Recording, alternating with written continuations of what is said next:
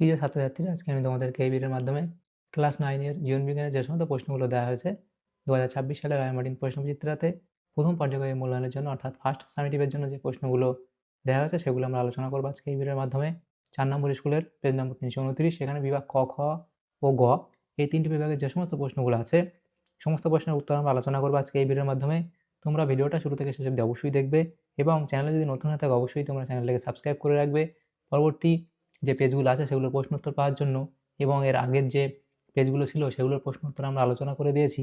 তোমরা প্লেলিস্ট থেকে সেই প্রশ্ন উত্তরগুলো দেখে নেবে। আজকে আমরা আলোচনা করব এই 4 নম্বর স্কুলের প্রশ্ন উত্তরগুলো 329 নম্বর পেজের।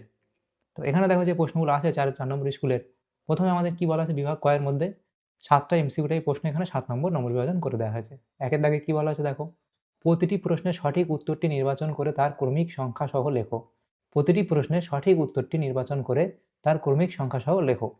তো একের দাগের একের প্রশ্ন বলা হয়েছে দেখো, যে পর্বের প্রাণী দেহে কোয়ানোসাইট কোষ উপস্থিত তা শনাক্ত করো।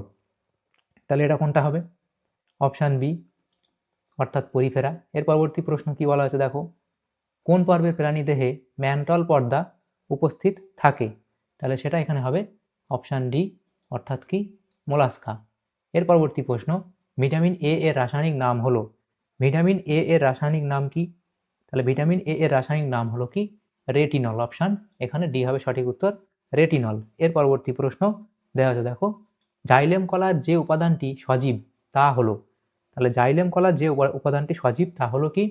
সেটা এখানে হবে জাইলেম প্যারেনকাইমা। অপশান এখানে বি।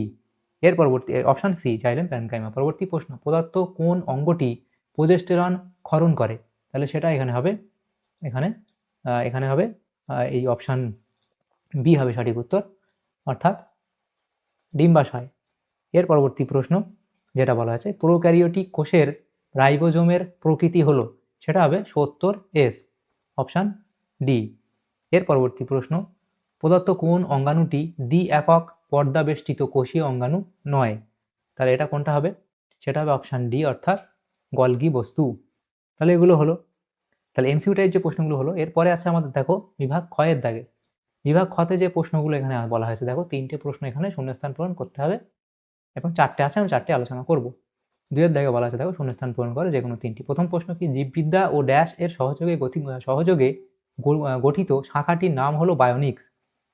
তাহলে এটা কি হবে? জীববিদ্যা ও ইলেকট্রনিক্স। জীববিদ্যা ও ইলেকট্রনিক্স। জীববিদ্যা ও ইলেকট্রনিক্স। জীববিদ্যা ও ইলেকট্রনিক্স এর সহযোগে গঠিত শাখাটির নাম হলো বায়োনিক্স। এর পরবর্তী প্রশ্ন, শ্বেতসার সঞ্চয়কারী প্লাস্টিডকে ড্যাশ বলে।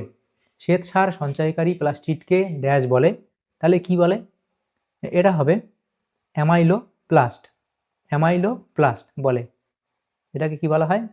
অ্যামাইলোপ্লাস্ট। অ্যামাইলোপ্লাস্ট। তাহলে এটা কি হলো? এই প্রশ্নটা হলো যে শ্বেতসার সঞ্চয়কারী প্লাস্টিডকে অ্যামাইলোপ্লাস্ট বলে। তাহলে এটা এ অবধি এটা হলো। এর পরবর্তী হচ্ছে দেখো 3 এর দাগে। 3 এর দাগের প্রশ্ন কি? সেটা হলো ড্যাশকে উভচর উদ্ভিদ বলা হয়। তাহলে লিখবে শৈবালকে উভচর উদ্ভিদ বলা হয়।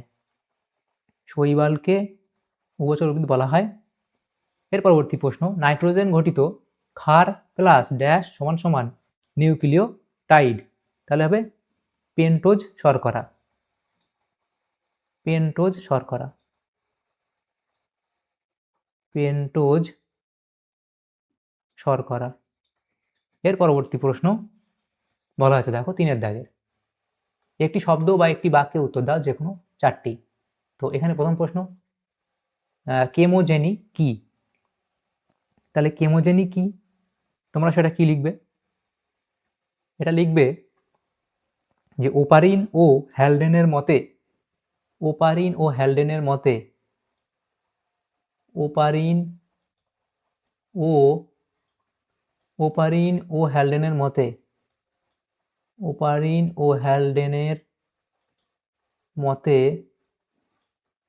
ও হ্যালডেনের মতে আদি পৃথিবীতে বিভিন্ন রাসায়নিক বিক্রিয়ার মাধ্যমে আদি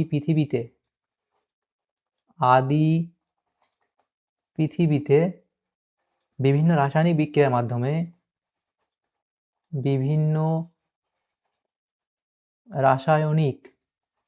বিভিন্ন রাসায়নিক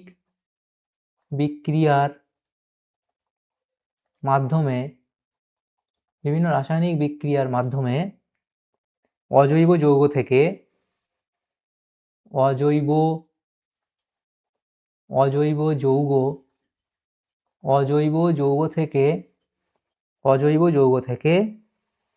জটিল জৈব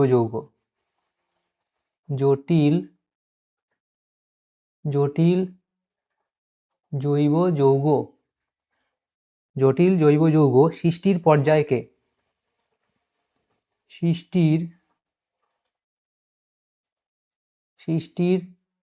পর্যায়কে কেমোজেনি বলে।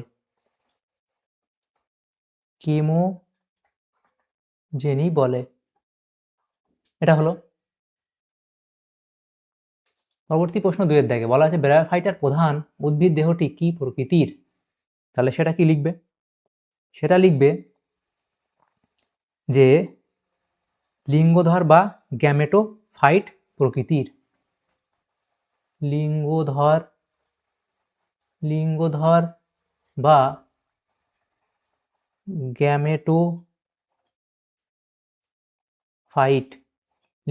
গ্যামেটোফাইট প্রকৃতি। এর পরবর্তী প্রশ্ন, দ্বিতন্ত্রী ডিএনএ অণুর দুটি তন্ত্রী পরস্পরের সঙ্গে কোন বন্ধনী দ্বারা যুক্ত থাকে?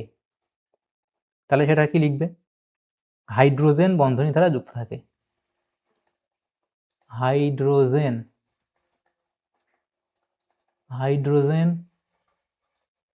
বন্ধনী দ্বারা যুক্ত থাকে। এর পরবর্তী প্রশ্ন, নিচের সম্পর্কযুক্ত একটি শব্দজোড় দেওয়া আছে, প্রথম জোড়টি সম্পর্ক বুঝে দ্বিতীয় জোড়টি শূন্যস্থান পূরণ করো। রাতকানা, তাহলে ভিটামিন ডি এর অভাবে রাতকানা হয়। তাহলে অস্টিওম্যালেশিয়া কোন ভিটামিনের অভাবে হবে? সেটা হবে ভিটামিন ডি। তাহলে এটা কি হবে? Vitamin D. তার পরবর্তী 5 দাগের প্রশ্ন, পেশিকোষের সাইটোপ্লাজমকে কি বলে? পেশিকোষের সাইটোপ্লাজমকে কি বলে? তাকে বলা হয় সার্কোপ্লাজম।